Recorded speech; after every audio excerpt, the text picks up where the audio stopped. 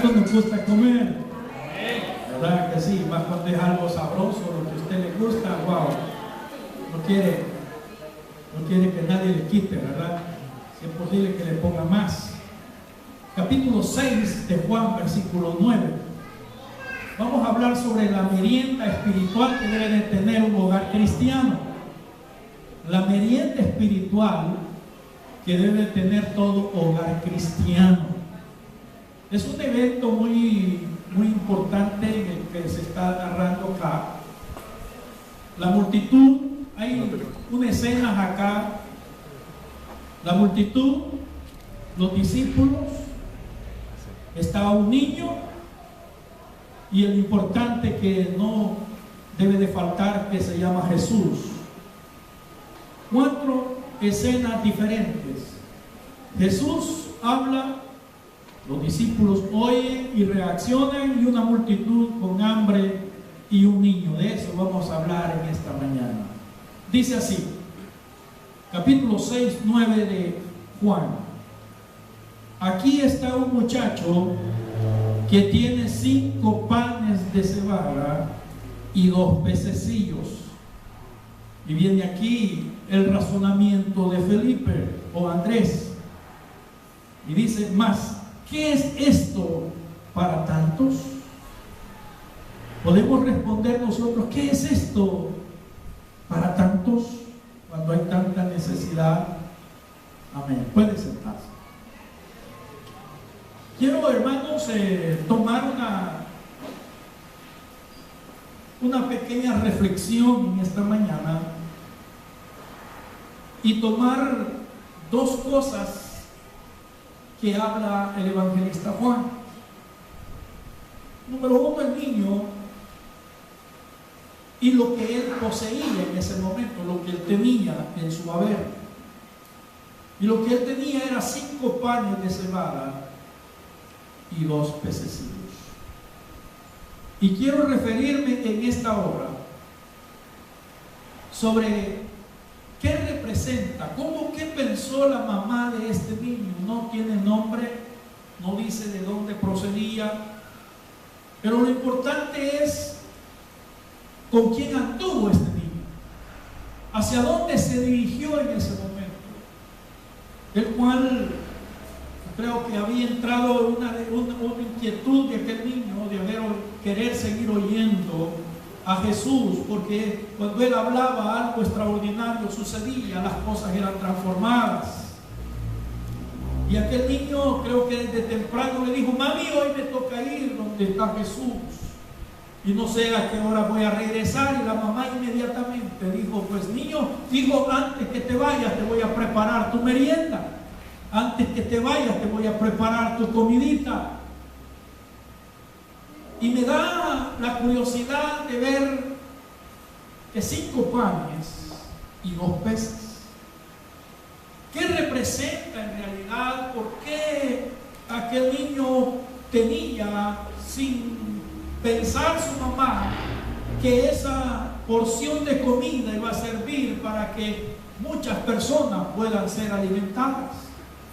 Y quiero hablar en esta mañana, hermanos, sobre nuestro alimento espiritual como familia. ¿Cómo nos estamos alimentando?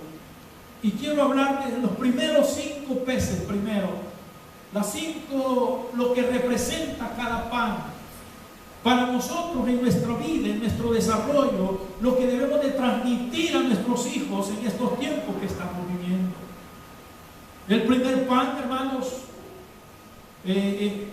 queriéndolo aplicar un poco, no es que así es la verdadero, sino a quererlo traer de enseñanza práctica para nosotros, porque el Evangelio de Juan, todos los milagros, hermanos, quiero decirle, todos los milagros que Jesús hizo eran enseñanzas prácticas.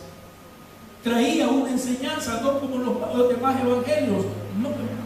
Juan tiene el cuidado de enseñar cada principio, cómo estaba viviendo Israel en aquel momento. Y lo primero, hermanos, es el pan de la fe. El primer pancito. Yo quería traer, como el domingo pasado que hice el mensaje era ilustrado, quería traer panes y unos peces, ¿verdad? Pero se me fue difícil, pero Piense usted en un pan en este momento. Y el primer pan es en la fe. La fe que debemos de transmitir a nuestros hijos, a nuestra familia, o nosotros como padres, hermanos, debemos de cultivar y estimular para que la confianza que tenemos en el Señor lo tengan nuestros hijos también. Como le dice Pablo a Timoteo, quiero que lea conmigo por favor rápidamente, en 2 de Timoteo 1:5, el apóstol hace recalca lo que había enseñado o había aprendido Timoteo desde su niñez. Y dice ahí, 2 de Timoteo 1:5, trayendo a la memoria la fe no fingida. Qué importante esto, hermano, que hay en ti, la cual habitó primeramente en tu abuela Loida y en tu madre Eunice. Y dice Pablo a Timoteo, y estoy seguro que en ti también. En otras palabras, el apóstol está diciendo, confío en tu fe, Timoteo. Reconozco que tú tuviste un entorno especial. La mayoría de nuestros jóvenes han crecido dentro de la iglesia, sus padres son cristianos. Nos hemos preocupado por algunas áreas, pero nunca nos hemos preguntado qué clase de fe tienen nuestros hijos.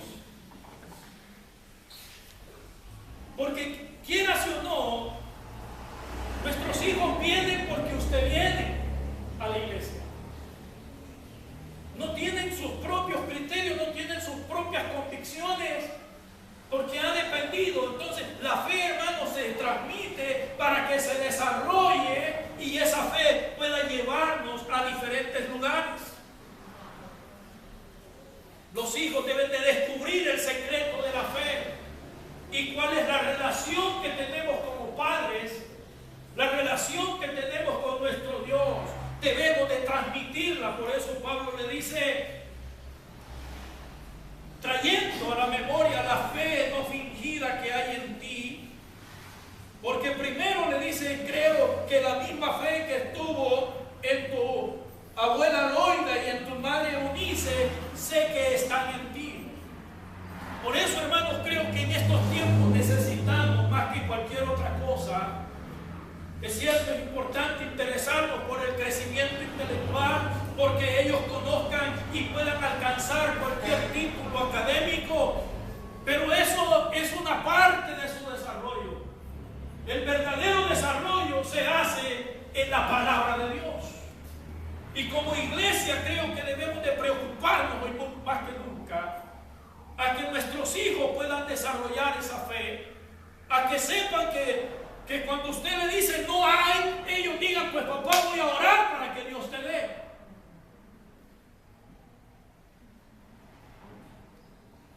¿A cuántos nos ha pasado eso? Ellos solo piden, pero no saben cómo usted le da. Pero cuando desarrollamos la fe es la certeza, dice el apóstol Pablo, ¿verdad? El libro de los Hebreos. Es la certeza y la convicción, quiere decir, yo tengo la certeza que lo voy a tener, pero tengo más la convicción de que el que lo da no es mi papá, sino que la convicción es que Cristo va a proveer. Esa fe, ¿cuántos la tenemos aquí? Amén. Ahora, la pregunta es, ¿tendrán esa misma fe nuestros hijos? Por eso el primer pan que trajo este niño podemos representarlo como esa fe que se transmite, esa fe que puede alcanzar cosas inalcanzables, porque el apóstol dijo, el discípulo dijo, Andrés, ¿qué es esto para tanta gente? Si solamente es para un niño, 2 peces y 5 panes. Y si acaso comparte contigo Jesús, pues quizás te va a dar un pez y te va a dar 2 panes y él se va a comer los 3. Hermanos, en las manos de Dios y con una persona de fe, las cosas se multiplican. De hermanos, no debemos de descuidar a Dios, o que ellos mismos puedan descubrir por su propia razón, por su propia experiencia,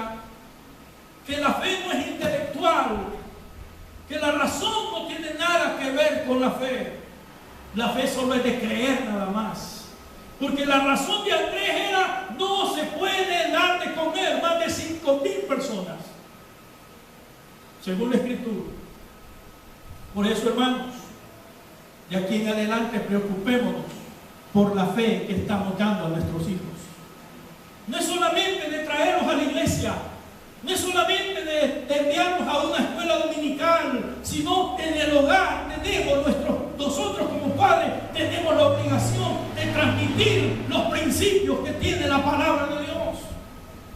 Nuestra vida depende de lo que creemos en la palabra, de lo que creemos que lo que dice la Biblia es la verdad, que nuestros hijos no cuestionen la Biblia. Porque muchos entran ya en un nivel ya académico un poco alto y comienzan, y allá le dicen lo contrario a lo que le han enseñado en la iglesia, como que eso choca y comienza a luchar con su razonamiento y dice: ¿será verdad? Si en la iglesia son ignorantes, hay allí pocos son intelectuales, y aquí el catedrático tiene doctorado en esto, tiene en otro. Yo creo que él tiene más razón que lo que dicen en la iglesia. Por eso, hermanos, es importante que la iglesia esté fuerte, y nuestros hijos tienen que ser fuertes, fuertes en la fe, fuertes en la palabra. Podemos decir mucho sobre la fe, pero ahora quiero hablar del segundo, porque quiero ir rápido, porque quiero terminar con los peces también. El segundo pan, hermanos, quizás es el pan más que no es muy digerible, y es el pan de la palabra. No sé cuántos acostumbran a leer la Biblia con sus hijos. No sé cuántos acostumbran a que sus hijos lean la Biblia. Hay falta de Biblia en las casas. Las tenemos, sí, de todos colores. Ahí veo Biblias de diferentes, tal de la ovejita, bueno, ¿qué es lo que no hay Biblias para niños?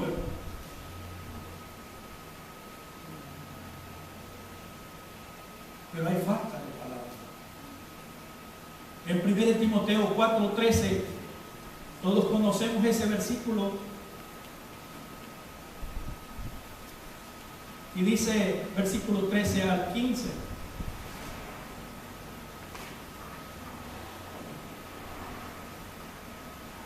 dice: entre tanto que voy, ocúpate en la lectura, la exhortación y la enseñanza.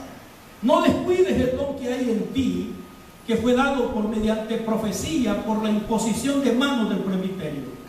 Y le dice: ocúpate en estas cosas, permanece en ellas, para que tu aprovechamiento sea manifiesto a todos. Pero primero le dice el versículo: entre tanto que voy, ocúpate en la lectura. Hermanos, nuestros hijos, nuestra familia debe de ser testigos del lugar que ocupa la Biblia en nuestras vidas. Hay muchos libros importantes, pero el mayor de ellos, de todos los libros, es la Biblia, hermanos. Hasta el grado que los grandes filósofos, aunque son ateos, una vez le preguntaron a Lenin qué pensaba de la Biblia, y él lo único que pudo decir fue: la Biblia es el libro. No dijo que era un libro, es el libro. Quiere decir que es importante más que cualquier otro libro, y es ateo supuestamente. Hermanos, quiero que me entiendan lo que quiero transmitir en esta mañana, jóvenes. La Biblia es importante. Hay países donde la Biblia no se puede leer. Hay lugares donde son pedacitos de papel que se pasan el uno con el otro. Hace poco vi una película que se llama La fe cautiva, de unos hermanos allá en Rusia que fueron capturados. Y hubo uno que se encargó de escribir versículos de la Biblia y se lo pasaba a los presos. Y cuando se lo aprendía el versículo, se lo pasaba a otro, y así sucesivamente. Un día quisieron celebrar la Santa Cena, y este hermano, en la porción de comida que le daban, él partó pedacitos de pan y los comenzó a almacenar, y cuando se reunieron, él les pudo compartir la Santa Cena. Nosotros aquí no tenemos ningún problema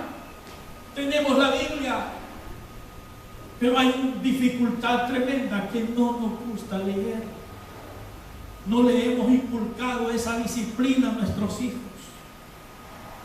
de aprenderse un versículo. Son 365 días, me decía mi papá, tenés que aprenderte un versículo por día.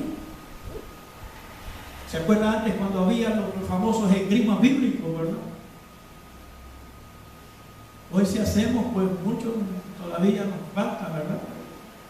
Decimos el texto, el versículo, pero con otra cita. Y ahí estamos peleando. Por eso, hermano, la Biblia debe de ser la receta, la medicina, el bálsamo y la terapia para toda la familia. ¿Estás en problemas? Lea la Biblia, hermano. El Salmo 23 dice que es un salmo terapéutico, porque habla de que Jehová es el pastor y que si Él es el pastor no nos va a faltar nada. Y aunque andemos en valle de sombra de muerte, no vamos a temer. Quiere decir que la Biblia es medicina, hermano. Leer la palabra trae beneficios. Hay quienes que dicen, yo para dormir lo utilizo 2 versículos y me quedo dormido. Bueno, está bien, bendito Dios, porque se puede dormir. Pero creo que la Biblia no fue hecha para dormirnos, fue hecha para despertarnos. Fue hecha para hacernos sentir en realidad que es importante, hasta el grado que Dios le dijo a Josué que nunca se aparte de tu boca este libro de la ley, sino que de día y de noche meditarás en él. Nos preocupamos que nuestros hijos estén haciendo las tareas académicas que les deje el maestro. Ya hiciste la tarea y ya estamos encima de ellos. ¿Cuántas veces usted le ha preguntado a su hijo, ¿ya leíste la Biblia? Creo que los maestros de escuela dominical deberían de decirle, mira, para la próxima semana quiero que me traigas un versículo que te aprendas en toda la semana y vamos a premiar al que traiga el versículo. Hermanos, aún nosotros solo San Juan 3:16 no sabemos muchas veces. O San Juan 11:35, Jesús lloró. Todo lo puedo en Cristo que me fortalece, Filipenses 4:13. Y la Biblia tiene cientos de miles de versículos, hermanos. El tercer pan que este niño llevaba fue el pan de buscar la presencia de Jesucristo, hermanos. La presencia del Señor debe de estar en la familia, debe de estar en nuestros hogares. El avivamiento tiene que comenzar en el hogar. En el hogar lo que hay muchas veces es pleito. En el hogar hay inconformidad. Nadie está conforme. En la iglesia sí ya venimos muy arregladitos, venimos tranquilos, vaya, que no se sepa lo que hubo el problema ahí, ¿verdad? Cuando la vida cristiana en primer lugar se vive en el hogar, hermanos. Dice un coro, en el hogar tú necesitas al Señor. ¿Cuántos hogares aquí necesitan de verdad al Señor Jesús? Yo lo necesito, hermano. Yo lo necesito porque por momentos como que el barco es picada y necesitamos la dirección. En 2 de Timoteo 1:6, vea lo que dice el apóstol siempre, solo en esta epístola hay mucho que tiene que darnos, hermanos. Y dice Pablo, 1:6 de 2 de Timoteo, por lo cual te aconsejo, le dice Pablo, que avives el fuego del don de Dios que está en ti por la imposición de mis manos. Quiere decir que el Señor ha repartido su presencia en nosotros y en nuestra familia tenemos que vivir la presencia de Dios, hermanos. Y donde menos se ve la presencia de Dios es en la familia. La razón por la cual muchos hermanos, jóvenes o cristianos se descarrían es porque ellos claudican en los principios. En los hogares hay una ausencia de la presencia del Señor. Y dijimos, en la iglesia sí soy cristiano, pero en la casa no. Hermanos, el Señor está interesado en la familia, pero también el diablo está interesado en tu familia, hermano. Si no tienes el primer pan, que es el de la fe, el segundo pan, que es la palabra, el tercero, la presencia del Señor. Yo creo que muchos de nosotros tenemos algunos compran maderita ahí, ¿verdad? Y dice, en este hogar vive Jesús. Qué lindo que fuera así, ¿verdad? Jesús, hermanos, muchas veces está ausente en muchos hogares. Hay muchos que están en problemados, esposos que no se hablan, ponen a los hijos de intermediario, decirle a tu mamá que tengo hambre, dice el niño, mami, dice mi papi que tiene hambre, decirle que ya va a estar, papi dice mi mami que ya va a estar, y preguntarle qué quiere, papi, mami dice que qué quiere comer. Y el niño es así, una marioneta que se mueve por un lado y para otro. Y están en los mismos 20 metros ahí cuadrados donde vive en la casita. Porque falta presencia de Dios en los hogares. ¿Cuántos queremos llevar a Jesús a nuestro hogar, hermano? Yo lo quiero llevar, díganlo, yo quiero que Jesús esté conmigo siempre. No es solamente decir que soy cristiano, no, tenemos que abrirle la puerta a Jesús en nuestro hogar. Hay ausencia, por eso le dice, te aconsejo que avives ese fuego. Que los hijos busquen la presencia de Dios. Me da tristeza, hermanos, y eso es una realidad, que estamos perdiendo el fluir del Espíritu Santo en la iglesia. Muchos achacamos una y otra cosa, pero es que el Espíritu está ahí para usted y para mí. No tenemos que dejarlo, no tenemos que dejar que el Espíritu Santo esté. Hay veces que no lo va a dejar comer, quizás va a comenzar a llorar su niño, va a comenzar a sentir, yo quiero que oremos, papi. Antes no tengo tiempo, tal, hay veces que el niño le dice, papi, me dejé un versículo de la Biblia, porque no puede. Muchas veces tenemos tanto trabajo que no nos preocupamos. Y por eso otros nos están adoctrinando a nuestros hijos, hermanos. El cuarto pan, y este es un poco más difícil también, peor que el anterior, es la oración. ¿Cuándo te han visto tus hijos orar? Nos han visto nuestros hijos orar. O hemos llamado a nuestros hijos, vamos a orar juntos, vénganse. Esta situación está difícil, vamos a orar por ti. En Efesios 6:18 me gusta este texto, fue la primera vez que yo prediqué aquí en El Salvador, este versículo. Efesios 6:18 me encanta, quiero que lo tomen. Y dice, orando en todo tiempo, con toda oración y súplica en el Espíritu, y velando en ello con toda perseverancia y súplica por todos los santos. Vea cuántas veces se repite súplica en este lugar. Orando en todo tiempo, quiere decir 24/7. Y ahí dice con toda oración, quiere decir de acción de gracias, de petición, de intercesión. De ahí súplica en el Espíritu y velando en ello con toda perseverancia y súplica. ¿Por quiénes? Por todos los santos. Hermano, el buen hábito de la oración es importante. Transmitir y contagiar a nuestros hijos hasta el ejemplo diario de la oración, de no dormirnos si no oramos, no comemos hasta que oremos. Eso creo que ha sido la falta más grande que hay en la casa. El altar familiar, ¿se acuerda que ya antes se hacía el altar familiar, hermano? Pero hoy ya no existe. Hoy es la televisión, ¿verdad? Y le ponen el canal de los niños, al que les guste, la caricatura que les guste, pero tener un momentito de oración, eso es lo que está haciendo falta.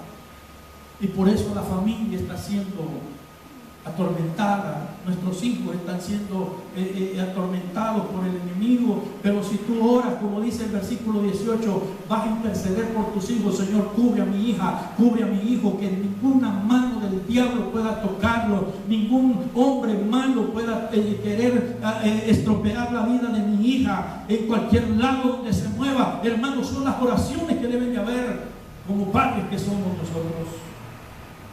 Los hijos que oran junto a sus padres un día serán un padre de oración y tendrán hijos de oración también.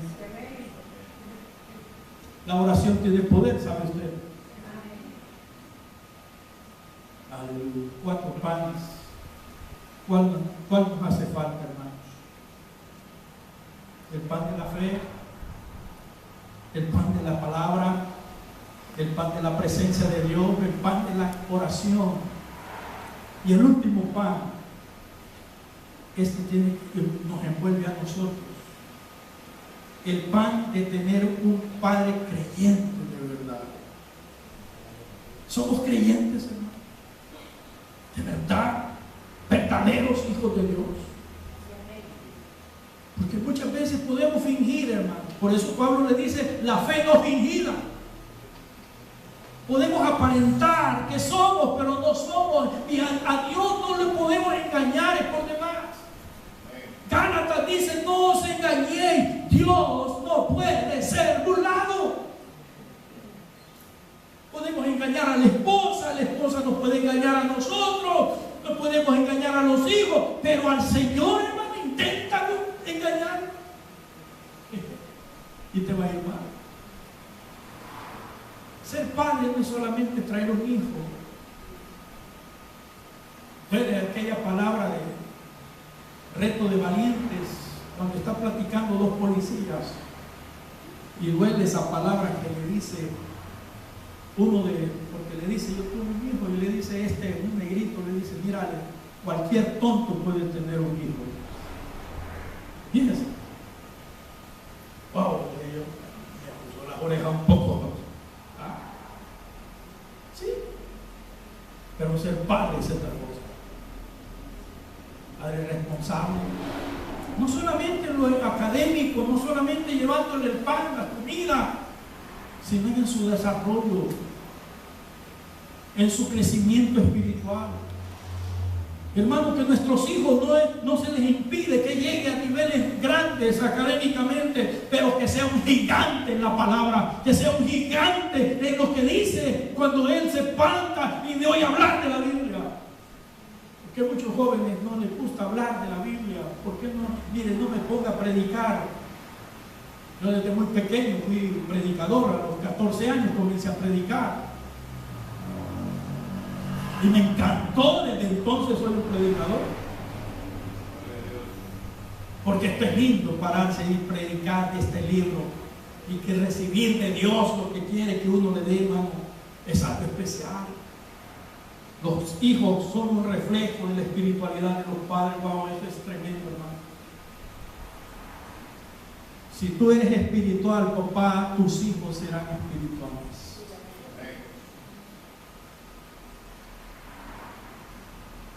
Ahora voy con los dos pececillos para ir terminando. Estos dos pececillos, hermanos, nos hacen pensar en dos requisitos que debemos de procurar. El requisito de querer ser usado y amado por el Señor. Porque los peces hablan de la misión.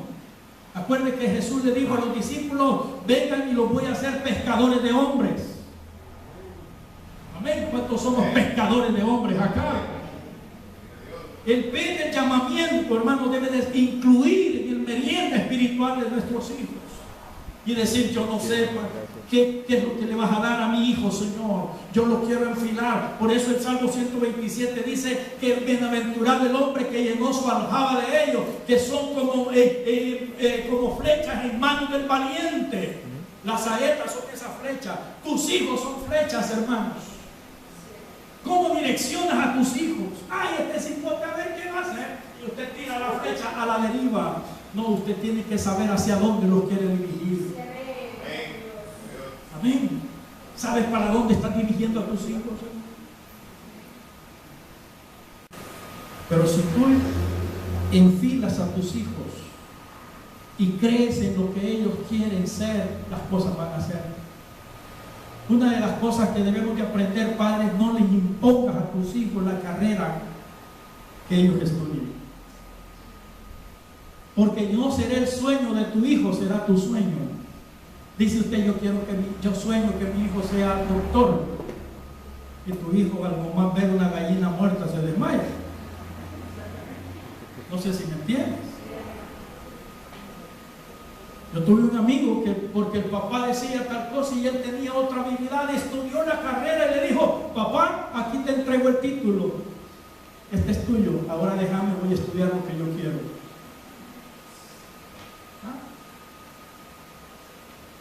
Hermanos, nuestros hijos traen habilidades.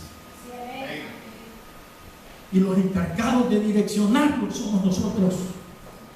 Pero es necesario que seamos cristianos todos y que podamos poner en las manos hija me dijo, papá, yo quiero estudiar teología. Muchos le han criticado y qué beneficio tienes de eso. Soy misionera, ¿qué beneficio? Estudió como toda carrera universitaria, 5 años sin todas las materias, pasó lo que era la tesis y todo como todo un universitario. Pero ahí está, tiene su título de licenciada en teología con especialidad en misiones. Pero no puede llegar a una empresa y decirle, mire, soy licenciada en teología, porque no lo entendería. Pero en el reino de los cielos es grande. Hermano, que los hijos se preparen universitariamente para entrar al ministerio debe de ser uno de los deseos de padres. De decir, mira hijo, prepárate académicamente y tú quieres meterte en el ministerio, Dios te va a usar mucho mejor. Porque en el campo misionero necesitan doctores, necesitan abogados, necesitan psicólogos de todas las áreas. No es necesariamente quedarte en una oficina. El requisito de tener un credo y claro para nosotros, como el credo apostólico, ¿verdad? Creo en Dios Padre, creador del cielo y de la tierra. ¿Creen nuestros hijos en ese credo? ¿O le hemos enseñado el Padre nuestro como está escrito en el Evangelio de Mateo? Padre nuestro que estás en los cielos, santificado sea tu nombre. Hágase tu voluntad en el cielo como en la tierra. Vénganos hoy tu reino. Debe de ser ese para que cuando entre la psicología, cuando entre la sociología en la universidad, no le vayan a quitar la poquita fe que tienen nuestros hijos en la palabra. Porque allá te van a cuestionar. Una vez un doctor, un catedrático, una hermanita de esas que usan mantelina, ella llegó a la primer clase de universidad, estaba allí, no sé si en la USAN, no me acuerdo en qué universidad, ella entró contenta con sus libritos y estaba el catedrático, y cuando la fue viendo que entró en la puerta, le dijo, mira, tu religión dejale la puerta, porque aquí yo necesito gente inteligente. La muchacha se fue llorando y nunca más volvió a esa universidad. ¿Qué hubiera hecho usted? Ella hubiera entrado con su mantelina sin ningún problema. Si eso era lo que le daba tranquilidad, ella se hubiera sentado y le hubiera dicho, perdón señor catedrático, usted de mi clase, de su clase, que yo sé lo que yo hago. Punto. ¿Me entiende? Pero muchas veces no sabemos qué decir. Me echaron de la clase, ¿por qué? Porque dije que era cristiano. Hermanos, la figura del pez llegó a ser una contraseña y emblema para la iglesia primitiva. Dicen el historiador Josefo que cuando los cristianos iban corriendo y huyendo de la persecución romana, en el suelo de ellos hacía un pequeño pececito, y el que venía atrás sabía que era cristiano, entonces seguía. Y por eso aquí en nuestro país apareció un dichoso partido que le pusieron un pececito también. Pero no tiene nada que ver, ¿verdad? En el griego pez se lee itus. De aquí los primeros cristianos desarrollaron un credo en su acróstico. Vea el acróstico de Christus, Jesús. Este nombre describe la obra salvífica del Señor Jesús. Cristo, Dios, presenta a Jesús como Mesías, ungido, enviado y Dios encarnado. Imagínense lo que representaba ese pececito, el teso, Oteo, Dios. Jesús el Mesías, Dios, 100% Dios y 100% hombre. Es Dios de Dios y hombre de hombres. Y el otro, Ius, Hijo. Jesús es el Hijo de Dios. Dios y Dios es Jesús. Esta es la teología que practicaba la iglesia primitiva, hermanos. Ellos decían esta palabra itus, y cuando decían es Yeshua, Christus, Teos, Dios, Ius, Hijo.